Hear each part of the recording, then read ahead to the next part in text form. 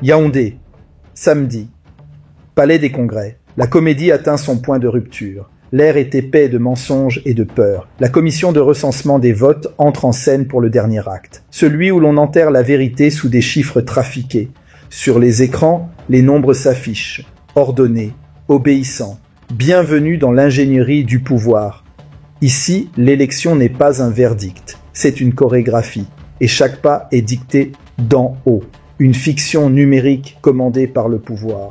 Mais la fiction craque. Le représentant du FSNC explose. Il brandit les vrais procès-verbaux, ceux qui ont quitté les bureaux de vote. Je sais que vous revenez, vous avez dû sortir des travaux de la commission des recensements des votes nationales pour des raisons que vous allez nous expliquer maintenant. Nous apprenons que les résultats donnent 52% au candidat Paul Biya du RDPC et 39% à Issa Chiroma qui se déclare d'ailleurs vaincu. Selon les tendances qui ont fusé de part et hors de tout le pays, effectivement, il semblait avoir le vent en poupe.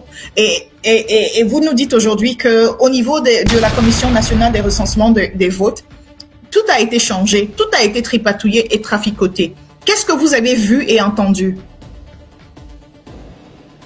Oui, madame, il faut dire que la commission a commencé le travail hier.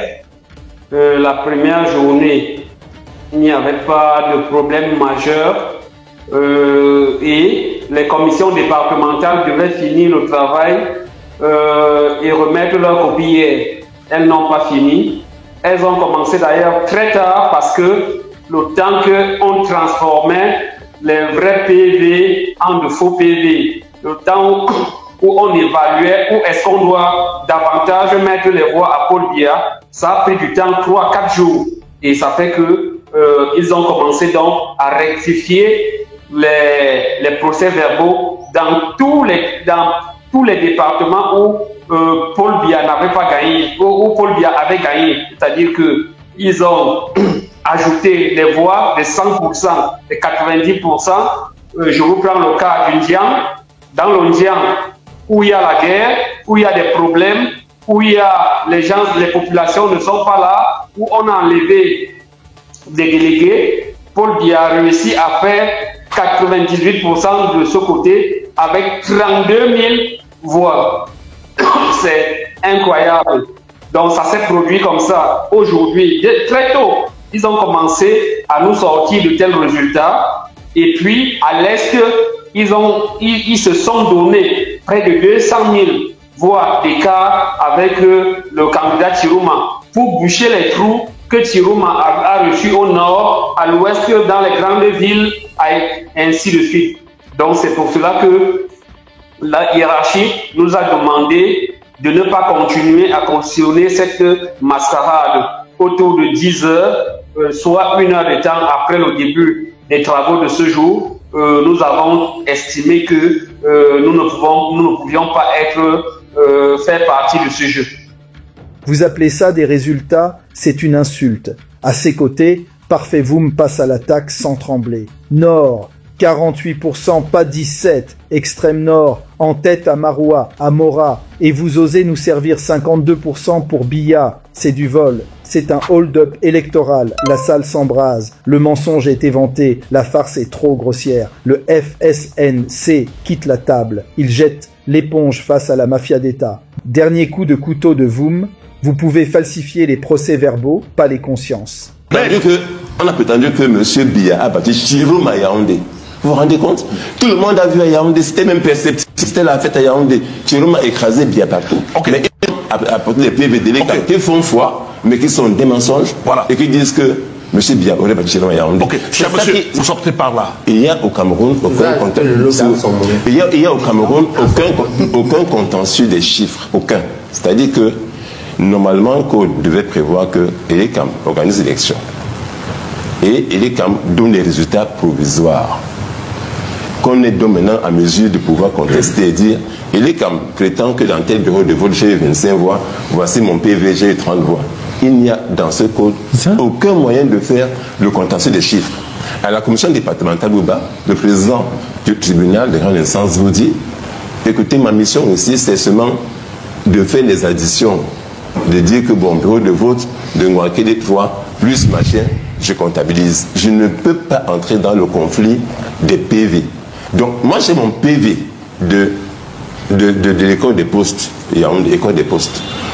Où, par exemple, on dit qu'il y avait 330 inscrits. J'ai amené ça ici. On dit qu'il y a 300, le PV de l'ECAM dit qu'il y a 330 inscrits, qu'il y a 330 électeurs, et que les 330 ont voté pour M. Biya, et que Chiroma a eu 0, Libye 0. C'est là le PV de l'ECAM. J'ai dit au président de la commission, c'est impossible qu'à l'école des postes en Nwakele, dans un bureau de vote, Chiroma a eu à Yaoundé 0 voix, Libye 0 voix. Ce qu'on va faire, apportons les fiches d'émargement pour qu'on puisse vérifier tout cela. Il me dit non, on n'apporte pas ça. Donc, dans cette commission, il n'y a pas de contestation des chiffres. À la commission, M. Boubazouan, c'est très important. Il faut vous sortez par là, vous sortez. Il y a le temps de parole. M. Boubazouan, regardez. Justement, terminez, allez-y. Ça fait 1 heure. J'ai parlé à peine 5 minutes, à peine, M. Boubazouan. Vous n'avez pas fait ça, sinon, non, à peine 5 minutes. Allez-y, maître, s'il vous plaît. Donc, je dis, M. Boubazouan, à la commission nationale également, c'est le même processus. Au niveau national, on vous dit, nous sommes là pour prendre des procès-verbaux des commissions départementales, les chiffres qu'ils ont donnés, les totaux, et faire le total des totaux. Nous, ici, là, on ne peut pas venir contester les PV. Donc, M. Ouba, ce qui se passe, c'est que, précisément, cette loi a été conçue, je dis, dès l'origine, quand le Parti pouvoir avait pris les élections en 92, ils ont fait un code qui empêche toute contestation des PV. Et c'est pour ça, M. Bouba, je vais laisser-moi finir. Vous chutez maintenant, chutez. J'étais à la commission, oui. J'ai dit, j'ai vu des aberrations. Je viens de donner une là. Et vous allez voir partout. Il y a des bureaux de vote comme ça où... Donnez une deuxième et une dernière. Une deuxième et une dernière. Vous avez vu des aberrations, mais donnez une deuxième et une dernière. Je prends au hasard. On a Jouvence, groupe scolaire des sapins montés Jouvence. Et il y a eu, selon Elecam, 259 inscrits. 259 votants. Ça veut dire qu'il n'y avait pas de malades, il n'y avait pas de morts, il n'y avait pas de voyageurs. Tout le monde inscrit à voter.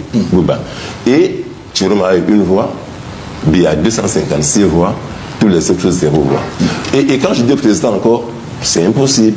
Comment on vérifie ça? Il me dit qu'il n'y a aucun moyen de contester ça. Et je peux vous dire, Bouba, c'est plein comme ça des bureaux où on créait monsieur. Et c'est là que M. Biya gagne effectivement. Et ce que M. vous a dit, ces PV sont conçus comme ceci. Ils sont comme ça. Les gens signent cette première page et la dernière page. Ici au milieu, tous les feuillets chiffrés ne sont pas signés. Donc qu'est-ce que l'ECAM fait? Parce que les PV font 38 heures à l'antenne de l'ECAM communale. Et l'ECAM prend les PV, après le bureau de vote, s'en va à l'antenne communale et garde ça pendant 48 heures. Les autres ils y sont servis l'administration. Donc ils ont le temps d'enlever simplement. C'est exactement. Et même vous voler, mes amis, même voler à un art. C'est grossier. Et vous, j'ai fini par là. On a prétendu que M. Biya a battu Chiroma à Yaoundé. Vous vous rendez compte?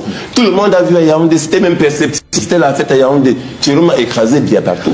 Mais ils ont apporté des PV de l'État qui font foi, mais qui sont des mensonges. Voilà. Et qui disent que M. Biya aurait battu Chiroma à Yaoundé. C'est ça le danger qui nous guette, mes chers frères, mes chers amis, c'est que, à force de tirer sur la corde des Camerounais, un matin, elle va finir par se rendre. Ok, cher monsieur, merci. Je serai très rigoureux.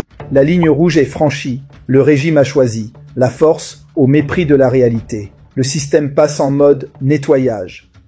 Ordre donné. Hommes de main déployés.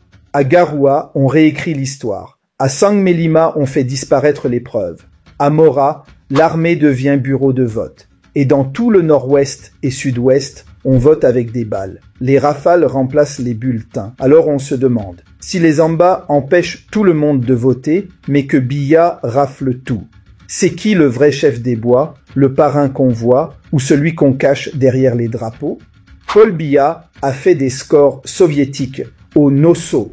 Oui, là où les villages sont vides, les écoles brûlées, les routes coupées et les Amba Boys règnent en maîtres invisibles. Pourtant, miracle électoral, 98% pour le champion éternel. Même les fantômes auraient la voté disciplinée, carte en main, bénie par le chaos. Surtout dans le Diang village du Premier ministre Joseph Dion-Gut.